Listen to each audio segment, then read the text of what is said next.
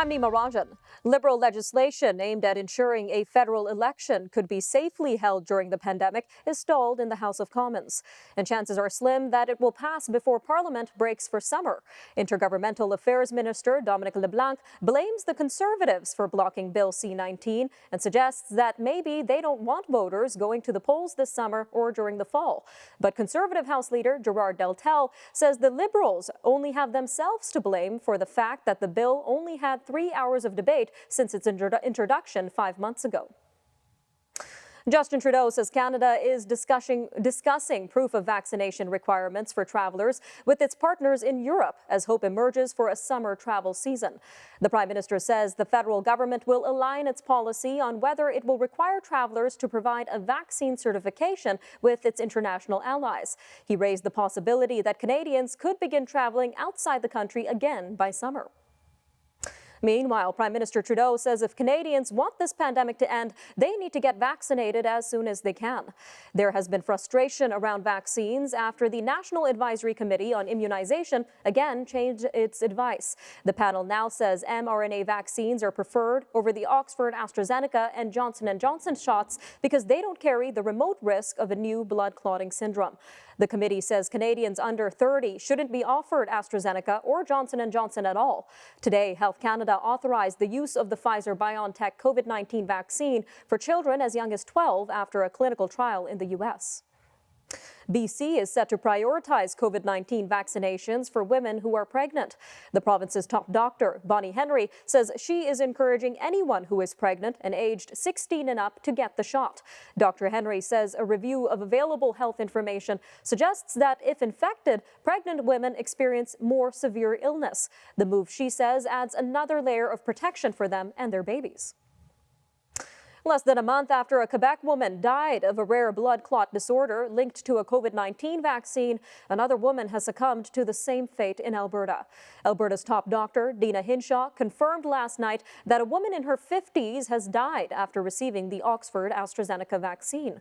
Dr. Hinshaw says it is the second Alberta case of VITT, or vaccine-induced immune thrombotic thrombocytopenia, out of more than 253,000 doses of the AZ vaccine that have been administered in the province to date. As of April 24th, 1.7 million doses had been of the AstraZeneca brand.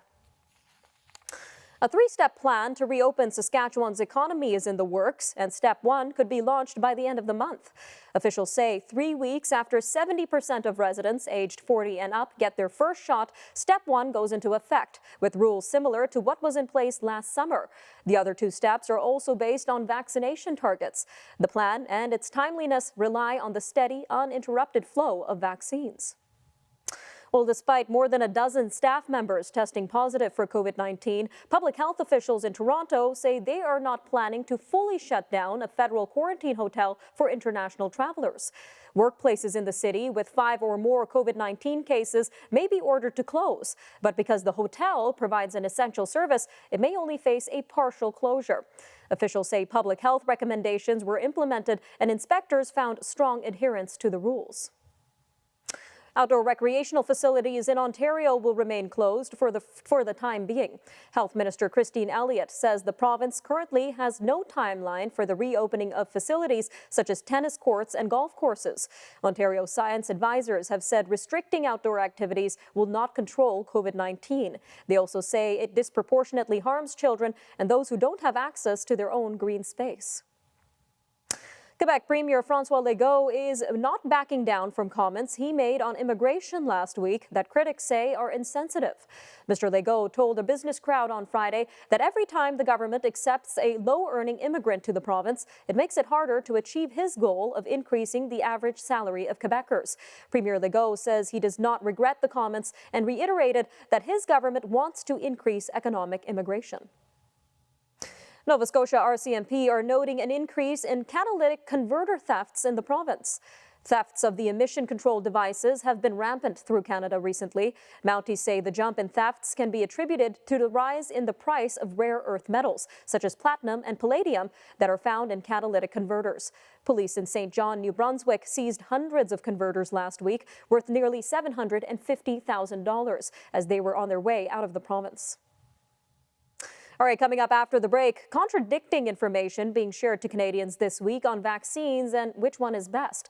We'll talk more with Dr. Abhishek Raut from Appletree Medical Group in our weekly TIA Health Medical Update coming up next. Then, of course, we'll have more news from around the world coming your way on Forum Daily. So stay with us, everyone. We'll be right back.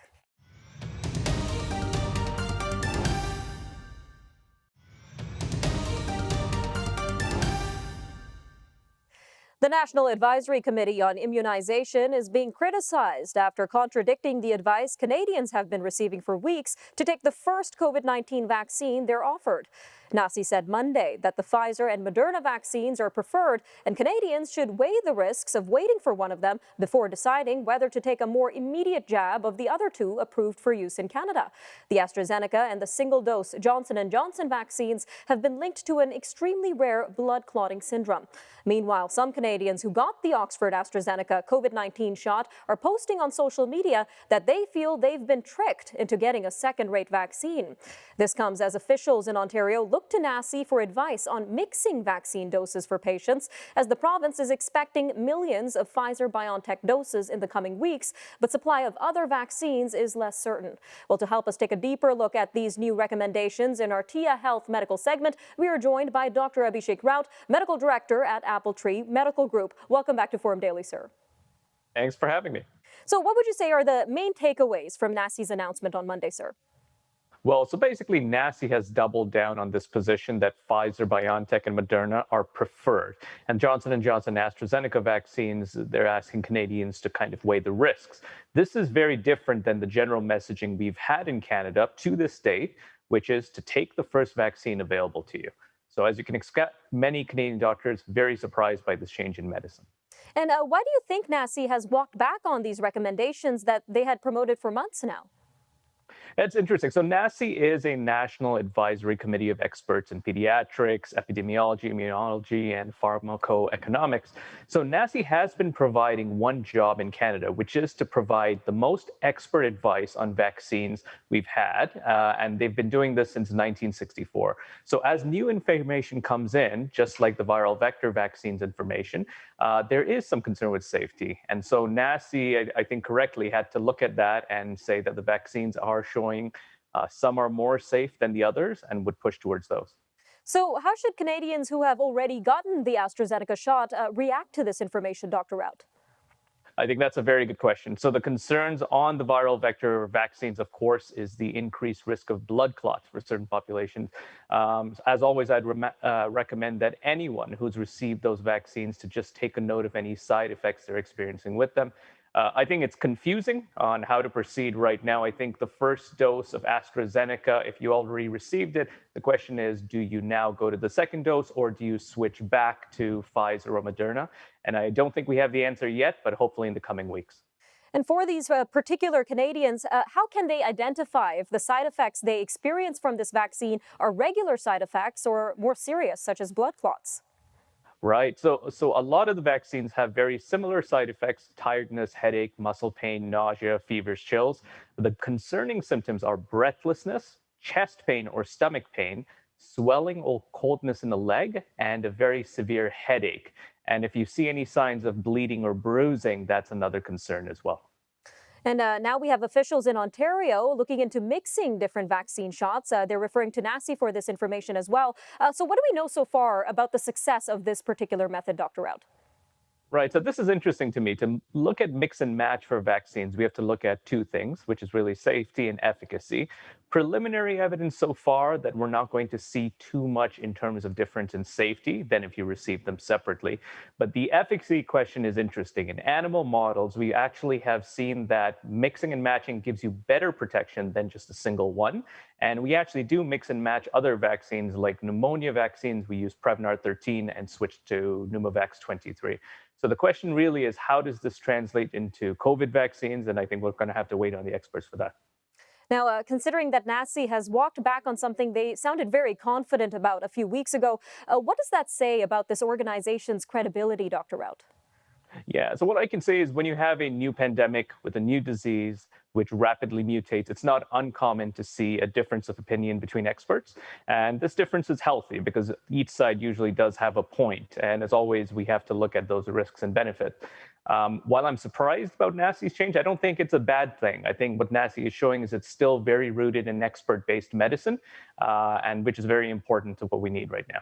All right, Dr. Raut, about 30 seconds left, but what are some other credible sources of vaccine information that Canadians can refer to? Right. So, regardless of what has happened with NACI, for sure, I would recommend that Canadians always look at a multitude of credible sources. The big ones that I would recommend, aside from NACI, are the Center for Disease Control, the WHO, and Johns Hopkins School of Public Health Coronavirus Resource Center. All right, Dr. Raut, thank you again for joining us on Forum Daily, and we'll see you again next week. Thanks so much for having me. Take care. All right, stay with us. A look at the rise of cryptocurrency when we return. We'll talk with Brendan Caldwell of Caldwell Securities Limited after the break. Stay with us.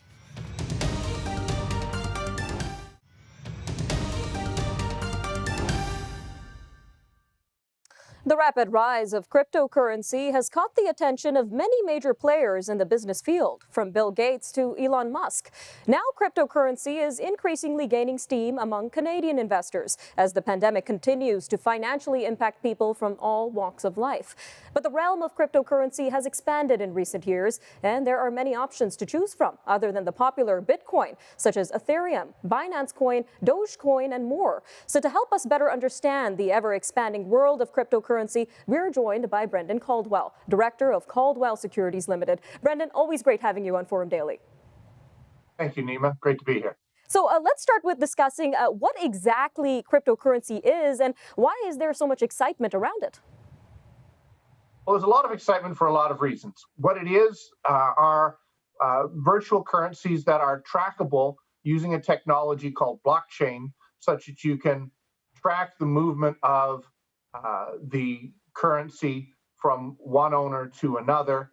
And it is currency that has a spin to it in that it's neither a physical thing like gold, nor is it a government issued currency like the loonie or the greenback or the yen or the pound. It is a currency that's made up really out of this blockchain mining process that came into being about a decade ago.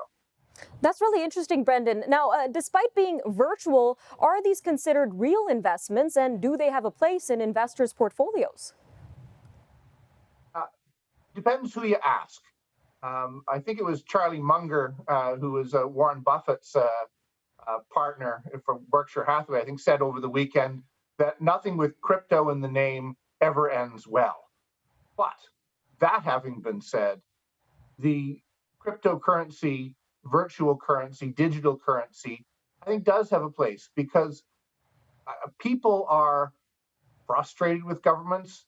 There's been vast amounts of money printed by governments all over the world, and anything, currency or any commodity, is really a matter of supply and demand. And with a vast supply of these fiat currencies, with these government currencies, something that has a controlled supply and that people are prepared to attach value to, like Bitcoin or Ethereum or these other virtual currencies, I think does have a place in people's portfolio.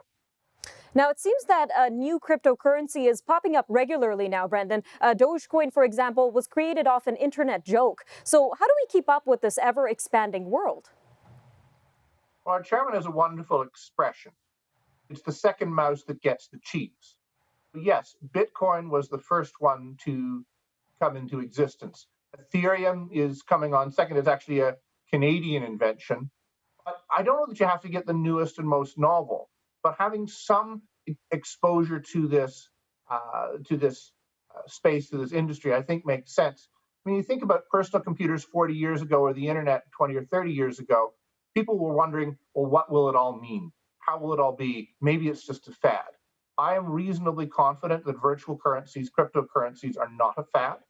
They are going to be a fact of life for investors and for transactions for many years and decades to come.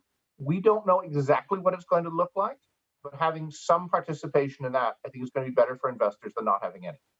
And what does all of this mean, the existence of these currencies? What does that mean for government-issued currencies like the Canadian dollar, for example? Well, I think, as I said earlier, in part, the rise of these currencies, Bitcoin and Ethereum and their ilk, is really as a result of at least in part, a lack of confidence in government currencies because that paper money is being printed uncontrolled, and the creation of Bitcoin and Ethereum is controlled by an algorithm. And we were talking about it before the show. People actually mine for these, and they are produced on a measured basis, so that you know or have a better sense of what the value and the supply might be of those. So I still think government currencies will exist. If nothing else, Grisham's law says the superior currency pushes out the inferior currency. In a lot of ways, Bitcoin, Ethereum, and virtual currencies may replace gold as a store of value, whereas government currencies are actually still what's used to do day-to-day trade. So the store of value may be, and the superior currency may be what we're deriding now as a cryptocurrency. Some really interesting points, Brendan. We'll definitely have to keep an eye on the world of cryptocurrency. Always great having you on Forum Daily, Brendan, and we'll see you again next week. Our international segment is coming up after the break. U.S. President Biden lays out new vaccine goals for Americans, and young men and boys are being taken by Myanmar's military forces. That and more news from around the world coming up next.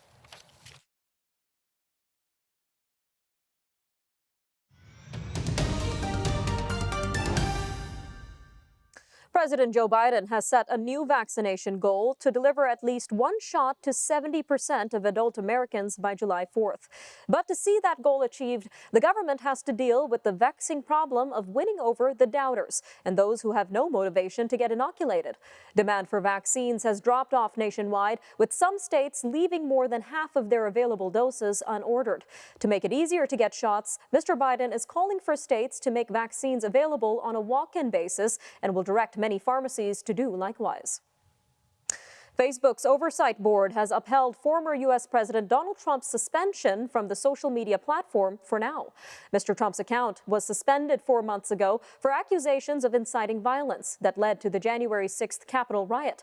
The board says Facebook has 6 months to re-examine the decision and decide on another penalty that reflects the gravity of the violation and the prospect of future harm. The decision is a key one in the role technology companies have in regulating online speech and protecting people from abuse and misinformation. Australia's Prime Minister is resisting mounting pressure to lift a temporary ban on flights from India. Prime Minister Scott Morrison says any early resumption of arrivals from that pandemic hotspot would erode Australia's quarantine capability. Lawyers are planning a legal challenge to the government's ability to prevent around 9,000 citizens and permanent residents from returning home from India. Meanwhile, India's foreign minister pulled out of in-person meetings at a Group of 7 gathering in London today because of possible exposure to the coronavirus. India is not a G7 member, but was invited with 3 other countries as a guest for today's talks on making COVID-19 vaccines available around the world. But India's external affairs minister tweeted last night that he may have been exposed to the virus, and so to be cautious, he will work in the virtual mode. The chief of Reporters Without Borders has told the Associated Press that French journalist Olivier Dubois was kidnapped April 8th while working in Mali's northern city of Gao. A video released Wednesday, but not independently verified yet, shows Mr. Dubois saying he was kidnapped by the al-Qaeda-linked group JNIM. He also calls on his family, friends, and authorities to work for his release. The German government has banned a Muslim organization that it accused of supporting terrorism globally with donations. The Interior Ministry said that more than 1,000 police officers raided buildings associated with Ansar International across Germany on Wednesday. The ministry alleged the money the organization collected went into welfare projects as a ruse to help finance groups such as the Syrian al-Qaeda affiliate known as the Nusra Front, the Palestinian group Hamas, and the Al-Shabaab in Somalia. Myanmar security forces are forcibly disappearing thousands of people, especially boys and young men, to break the back of a 3-month uprising against a military takeover. UNICEF is aware of around 1,000 cases of children or young people arbitrarily arrested and detained. It is a tactic long used to crush pro-democracy movements. The boys and young men are taken from their homes and streets under the cover of night and sometimes in the brightness of day. Some end up dead. Many are imprisoned and sometimes tortured. Many more are missing. Belgium is facing a major internet issue. The company that provides internet service for Belgium's parliament, government agencies, universities, and scientific institutions says its network is under attack. Belnet has said service to some of its customers was disrupted, and the attack is still in progress, with outages coming in successive waves. Belgian media reports say the outages have been even affecting people trying to get appointments for coronavirus vaccines. Trillions of cicadas are about to emerge from 15 U.S. states. According to scientists, Brood 10 is one of the biggest for these bugs that come out only once every 17 years. After years quietly underground, the red-eyed black bugs emerge in a weird spectacle involving a race against everything trying to eat them, singing in the treetops, dying, and then plummeting to the ground. It sounds creepy, but scientists say it is a sign of an ecosystem healthy enough for something that's been happening for millions of years. Canadian archaeologists have used DNA to identify the remains of a sailor from the ill-fated Franklin expedition and link him to his modern-day descendants. It's the first time genetics have been used to identify any of the 129 officers and crew on the expedition, which was lost in Canada's high Arctic in 1848 while searching for the Northwest Passage. Jonathan Gregory of Port Elizabeth, South Africa, says DNA confirms that his great-great-great-grandfather, John Gregory, was among the Trek engineers who died. All right, I'm Nima Rajan, and that'll do it for your look at national and international news for today. Remember, for news on demand, you could always visit our website, thenewsforum.ca, and be sure to follow us on our social media handles on Facebook, Instagram, and Twitter. You could also watch all our commentary programming on the News Forum YouTube channel. All right, thank you for joining us on the Forum Daily, everyone, and we'll see you next time. Bye for now.